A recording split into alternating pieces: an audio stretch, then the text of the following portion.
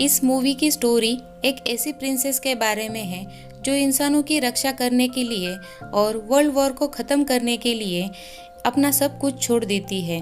उस प्रिंसेस का नाम होता है डायना।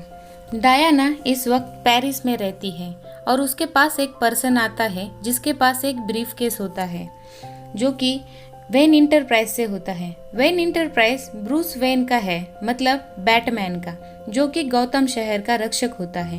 जब डायना वो ब्रीफ केस खोलती है और उसे एक फोटो और एक नोट मिलता है। उस फोटो में 4 लोग होते हैं और उस नोट में लिखा होता है, I found the original, maybe one day you will tell me your story. और जब वो उस नोट को पढ़ती है तो उसे उसका अतीत याद आता है। ये वो टाइम होता है जब डायना छोटी होती है और वो अपने मॉम के साथ रहती है और वो लोग एक आइलैंड पे रहते हैं जिसका नाम थिमिसिरा होता है, जो कि हिडन आइलैंड होता है जिसे कोई भी इंसान नहीं देख सकता। इस आइलैंड की एक खासियत होती है कि इसमें सिर्फ फीमेल्स रहती है और वो फीमेल्स युद्ध कला में बहुत निपुण होती है। जब ये फीमेल्स प्रैक्टिस करती है तब चिपके छोटी डायना उन्हें देखती है और उन्हीं की तरह मूव करना सीख रही होती है। डायना की मॉम उस आइलैंड की रानी होती है और उसका नाम रानी हिपोल्टा होता है। रानी हिपोल्टा डायना को युद्ध कला नहीं सिखाना चाहती क्योंकि वो उससे बहुत प्यार करती है। रानी हिपोल्टा ने डायना को मिट्टी से बनाया होता है और फिर उन्होंने देवताओं के राजा ज्यूस से प्रार्थना की और ज्यूस ने उस मिट्टी के पुतले में जान डाल दी और इस तरह डायना का जन्म हुआ था। एक रात रानी हिपोल्टा डायना को समझाते हुए अपने दिनों की कहानी बताने लगती है। वो आगे बोलती है कि देवताओं के राजा ज्यूस ने इंसानों को बनाया और इंसान तब बहुत अच्छे से रहते थे, लेकिन तब ज्यूस का बेटा एरिस, जो कि युद्ध का देवता है, उसे इंसान अच्छे नहीं लगते हैं, इसीलिए उसने इंसानों के मन में जलन, ईर्ष्या और नफरत पैदा कर दी। इसी वजह से इंसान एक दूसरे से लड़ने लग गए। फिर ज्यूस ने इंसानों के दिल में प्यार भरने के लिए हमें बनाया। कुछ हद तक हम सफल भी हुए, लेकिन फिर हालात बिगड़ गए। तब हम अमेज़न में रहते थे और मैं वहाँ की रानी थी, इसलिए हम लोगों ने एरिस के खिलाफ लड़ना शुरू कर दिया और ज्यूस ने हमारी मदद के लिए देवताओं को भेजा, लेकिन एरिस बहुत ही शक्तिशाली है, उसने सभी देवताओं को मार डाला। फिर ज्यूस अकेले बचे थे। उन्होंने पूरे ताकत के साथ एरिस पर प्रहार करके उसे वहां से भागने के लिए मजबूर कर दिया, लेकिन ज्यूस को ये एहसास था कि एरिस वापस जरूर आएगा और पूरे इंसानियत को खत्म कर देगा। इसीलिए उन्होंने हमें एक तलवार दी थी जिससे किसी भी देवता को मारा जा सकता है। जब ज्यूस एरिस के साथ लड़ रहे थे तब वो बहुत ही कमजोर पड़ गए थे और उन्होंने हमारी रक्षा के लिए अपनी अंतिम सांस से ये आइलैंड बनाया। ये आइलैंड दुनिया से छिपा हुआ है ताकि एरिस उन्हें कभी ढूंढ ही ना पाए। जब ये कहानी डायना सुनती है तो वो उस तलवार को देखने की इच्छा अपनी मॉम को जताती है और उसकी मॉम उसे उस तलवार के पास ले जाती है और बताती है कि इस तलवार को वही चला सकता है जो हम सब में सबसे काबिल है, लेकिन तुम्हें इन चीजों के बारे में नहीं सोचना है क्योंकि तुम्हें युद्ध कला नहीं सिखाई जाएगी। लेकिन रानी हिपोल्टा को ये पता नहीं होता कि डायना चिपके से उसी के बहन से युद्ध कला सीख रही होती है। अब डायना थोड़ी बड़ी हो गई है और तभी रानी हिपोल्टा को इस बारे में पता चल जाता है और वो दोनों को डांटने लगती है और वो डायना को वहां से महल भेज देती है। तभी हिपोल्टा की बहन उसे समझाती है कि तुम्हें उसे युद्ध कला सिखानी चाहिए क्योंकि तुम्हें पता है एरिस आज नहीं तो कल वापस जरूर आएगा। लेकिन हिपोल्टा कहती है कि जैसे जैसे डायना ताकतवर बनती जाएगी वैसे वैसे एरिस को उसके बारे में पता चलता जाएगा। लेकिन उसकी बहन उसे बोलती है कि तुम चाहो या ना चाहो डायना को एरिस का सामना करना ही पड़ेगा। तभी हिपोल्टा मान जाती है और उसे कहती है कि उसे आज तक की सबसे कठिन ट्रेनिंग करवाओ। और फिर डायना की ट्रेनिंग शुरू होती है और वो बहुत ही बेहतरीन योद्धा बन जाती है। डायना के पास बहुत सारी शक्तियाँ होती है जिसके बारे में उसे कुछ पता नहीं होता और कोई भी उसे बताना नहीं चाहता। एक बार डायना समुंदर के किनारे खड़ी होती है और वो देखती है कि एक प्लेन क्रैश हुआ है और एक इंसान डूब रहा था। तभी डायना पानी में कूदकर उसे बचाती है और उसे आइलैंड ले आती है। डायना उस आदमी को देखकर हैरान होती है क्योंकि उसने अपनी लाइफ में अभी तक किसी भी आदमी को नहीं देखा था, क्योंकि उसके आइलैंड पे सिर्फ औरतें होती हैं।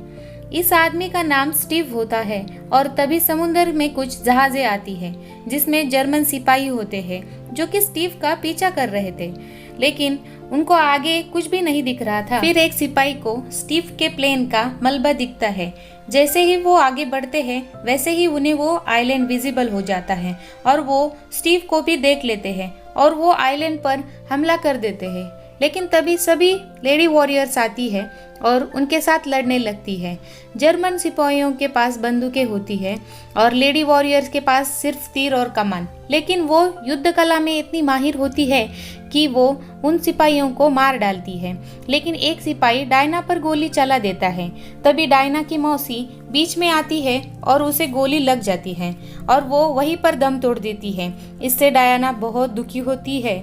लेकिन जब लेडी वॉरियर स्टीव को मारने आगे बढ़ती है तभी डायना उन्हें रोक देती है। फिर स्टीव को बंदी बनाया जाता है और उससे पूछताछ करते हैं। तभी वो बताता है कि वो एक जासूस है और वो जर्मनी के कैंप में जासूसी कर रहा था, लेकिन उसे पता चला कि जर्मन एक जहरीली गैस बना रहे हैं जिससे लाखों करोड़ों लोगों की जान जा सकती है। इसीलिए मैं उनकी एक डायरी लेके भाग गया। इस गैस को बनाने वाली का नाम मेरू है और वो ये काम जनरल एरिस के कहने पर कर रही है।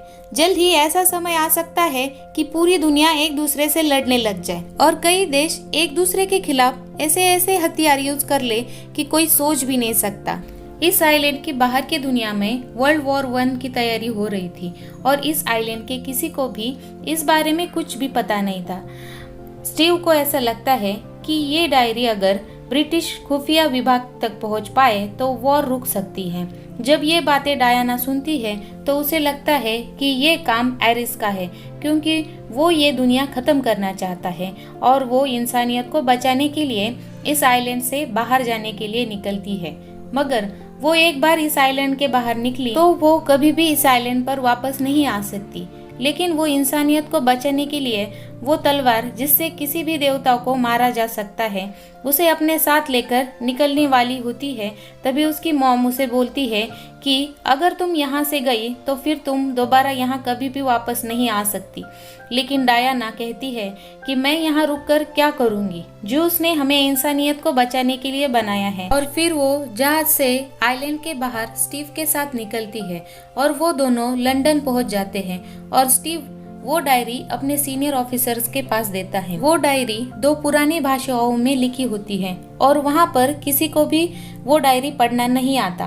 तभी डायना उस डायरी को पढ़ पाती है क्योंकि उसे हजारों भाषाएं और हजारों बोलियां बोलनी आती है और वो कहती है कि जर्मनी एक जहरीली गैस बना रही है और उसे वो फ्रंट में छोड़ेगी ताकि लाखों सिपाहियों की जान जा सके।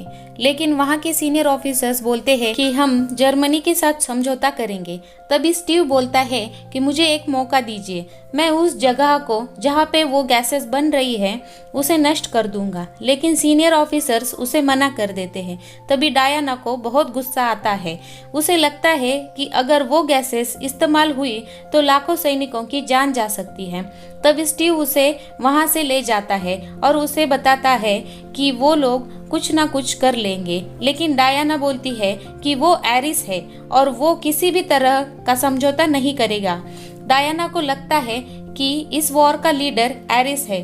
तभी दूसरी तरफ डॉक्टर मेरू बहुत तकलीफ में है क्योंकि उसने वो डायरी खोई है। तभी जनरल एरिक उसके पास आते हैं और उसे पूछते हैं कि तुम्हारा काम कब तक खत्म होगा। तभी वो बोलती है कि उसने एक नई गैस बनाई है जिसे यूज करते ही आप बहुत शक्तिशाली बन जाओगे। तभी वो एक कैप्सूल तोड़ती है और उसका गैस जनरल एरिक जब लेते हैं तो उनमें बहुत ताकत आती है और तभी डॉक्टर मेहरू को और एक नया फॉर्मूला मिल जाता है जिससे एक ही साथ कई लोगों की जान ली जा सकती है। तभी दूसरी तरफ ये दिखाया जाता है कि स्टीव डायना को वॉर फील्ड में ले जाने के लिए कन्विंस हो जाता है और वो लोग एक टीम बनाते हैं। जब डायना और स्टीव वेस्टर्न फ्रंट जहां पर वॉर हो रही है वहां के लिए निकलते हैं तो रास्ते में लोगों की हालत देखकर डायना को बहुत बुरा लगता है। जब ये लोग बेल्जियम फ्रंट में पहुंचते हैं तब वहां चारों तरफ से गोलाबारी हो रही थी और सिपाही मर रहे थे और आम लोग भी इधर उधर भाग रहे थे। तभी डायना को एक औरत मिलती है और वो बताती है कि हमारा सब कुछ छीन लिया गया है और गांव में कई लोगों को बंदी बनाया गया है। डायना उसे पूछती है कि कहाँ पर। तब वो बोलती है कि दूसरी तरफ, जहाँ पर जर्मन का कब्जा है। डायना उन लोगों की मदद के लिए जाना चाहती है पर स्टीव उसे ऐसा करने से मना कर देता है और उसे कहता है कि हमें दूसरी जगह जाना है। पर डायना बोलती है कि उन लोगों की मदद किए बिना यहाँ से मैं नहीं जा सकती। तभी स्टीव उसे समझाते हुए बोलता है कि ये नो मैंस लैंड है और पिछले 1 साल से हम 1 इंच भी आगे नहीं बढ़ पाए हैं। लेकिन डायना उसकी नहीं सुनती और वो अपनी वॉरियर के ड्रेस में आती है और वो उस तरफ बढ़ना शुरू कर देती है जिस तरफ जर्मन सैनिक गोलियां चला रहे हैं। वो सभी गोलियां अपने हाथ के आर्मर से रोक देती है और फिर सभी जर्मन्स डायना को आता देख गोलियां उसकी तरफ चलाना शुरू करते हैं। तब डायना अपने ढाल से सभी गोलियां रोक देती है। ये देखकर स्टीव और उसके 3 साथी भी आगे बढ़कर लड़ने लगते हैं। ये देखने के बाद बाकी फौज भी आकर लड़ती है और वो दूसरी तरफ पहुंच जाते हैं। अब डायना स्टीव और उसके 3 साथी के साथ उस गांव में पहुंच जाती है जहां लोगों को कैद किया गया है। अब डायना सभी जर्मन्स को बड़ी ही तेजी से मार गिराती है। उसकी तरफ कई गोलियां चलती है लेकिन वो अपने हाथ के आर्मर से सभी गोलियां रोक देती है। डायना, स्टीव और उसके 3 साथी उसके साथ मिलकर सभी जर्मन्स को मार गिराते हैं और सभी गांव वालों को आज़ाद कर देते हैं। अब गांव वाले इन सबको बहुत दुआई देते हैं और वहाँ पर एक आदमी उनका एक फोटो भी निकालता है। ये वही फोटो होता है जो हमें मूवी की शुरुआत में दिखाया गया था, जो ब्रूस वेन ने मतलब बैटमैन ने भेजा था। इसके बाद स्टीव को ये पता चलता है कि यहाँ पर जर्मन्स की बहुत बड़ी पार्टी होने वाली है, इसलिए स्टीव वहाँ जाना चाहता है और इस वजह से डायना और स्टीव पार्टी के लिए डांस प्रैक्टिस करते हैं और वो दोनों बहुत करीब आ जाते हैं। जहाँ पार्टी होने वाली है वहाँ सिक्योरिटी बहुत ही टाइट होती है। अगले दिन ये तीनों वहाँ पहुँच जाते हैं और वो अंदर जाने की कोशिश करते हैं। वहाँ पर जनरल एरिक आने वाला होता है जिसे डायना एरिस समझती है। फिर स्टीव एक जर्मन ऑफिसर के कपड़े पहनकर अंदर जाता है और वहाँ डॉक्टर मेरू से बात करने लगता है। वो बहुत कोशिश करता है कि वो कुछ इन्फॉर्मेशन बता दे लेकिन उसे कुछ भी पता नहीं चलता। फिर डायना भी उस पार्टी में आ जाती है। उसने अपने पीठ पे गॉड किलर तलवार छिपाई होती है। जब वो जनरल एरिक से मिलती है तभी वो तलवार निकाल के उसे मारने की कोशिश करती है। वो उसे मारने ही वाली होती है तभी स्टीव उसे रोक देता है और डायना बोलती है कि अगर मैंने इसे मार दिया तो ये वॉर रुक जाएगी। लेकिन स्टीव उसे समझाता है कि अगर ये एरिस नहीं निकला तो बहुत प्रॉब्लम हो जाएगी। फिर वो गुस्सा होकर वहाँ से निकलती है। तभी हमें दिखाते हैं कि जनरल एरिक के लोग तोफ के गोलों के साथ वो जहरीली गैस भी छोड़ देते हैं। तभी स्टीव डायना को वो गैस दिखाता है और तभी डायना घोड़े पर बैठकर वहां पहुंचती है जहां गैस छोड़ा गया है। ये गैस जिस गांव में छोड़ी थी वहां सब लोग मर जाते हैं और जब डायना उस जगह पहुंचती है तो गांव वालों को मरता हुआ देख बहुत दुखी होती है। फिर वहाँ स्टीव आता है और तब डायना उससे बहुत नाराज होती है। वो बोलती है कि एरिस ने सिर्फ जर्मन्स का ही नहीं बल्कि तुम्हारा भी दिमाग खराब कर दिया है। अगर तुमने मुझे नहीं रोका होता तो एरिस अब तक मर चुका होता और सब कुछ ठीक हो गया होता। अब डायना जनरल एरिक को मारने के लिए निकलती है। डायना घोड़े पर बैठकर उस कैंप में घुस जाती है जिस कैंप में जनरल एरिक होते हैं। उसे वहां तक पहुंचने के लिए बहुत लोगों से लड़ना पड़ता है। फिर वो जनरल एरिक तक पहुंच जाती है। तभी जनरल एरिक उस पर गोलियां चलाते हैं पर वो अपने हाथ के आर्मर की मदद से सारी गोलियां रोकती है। तभी जनरल एरिक उस कैप्सूल का धुआं लेते हैं जिसे डॉक्टर मेरू ने दी थी और उस धुएं को लेते ही वो बहुत ही ताकतवर बन जाते हैं और उन दोनों में बहुत लड़ाई होती है। और फिर डायना उस तलवार से जनरल एरिक पर वार कर देती है और उन्हें वहीं पे मार देती है और बोलती है कि पूरे दुनिया की अच्छाई के नाम पर तुम्हें मैं मुक्त करती हूँ और ज्यूस ने दिए गए इस मिशन को यहीं पर ख़त्म करती हूँ। और जब वो जनरल एरिक को मारती है तो उसे बहुत खुशी होती है और उसे लगता है कि अब सब कुछ ठीक हो गया। लेकिन अगले ही पल वो देखती है कि कैंप में जर्मन्स अभी भी युद्ध की तैयारी कर रहे थे। ये देखकर वो चकित हो जाती है और उसे लगता था कि युद्ध के देवता को मारने के बाद युद्ध शांत हो जाएगा।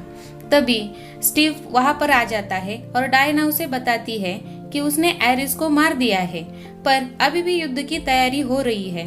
तभी स्टीव उसे बोलता है, मुझे पता नहीं कि एरिस है कि नहीं, शायद लोग ऐसे ही हो, उनकी सोच ही ऐसी होगी। तभी डायना कहती है कि ऐसा नहीं हो सकता, मैंने देखा है बच्चे मर रहे थे और लोग उनकी तरफ देख भी नहीं रहे थे।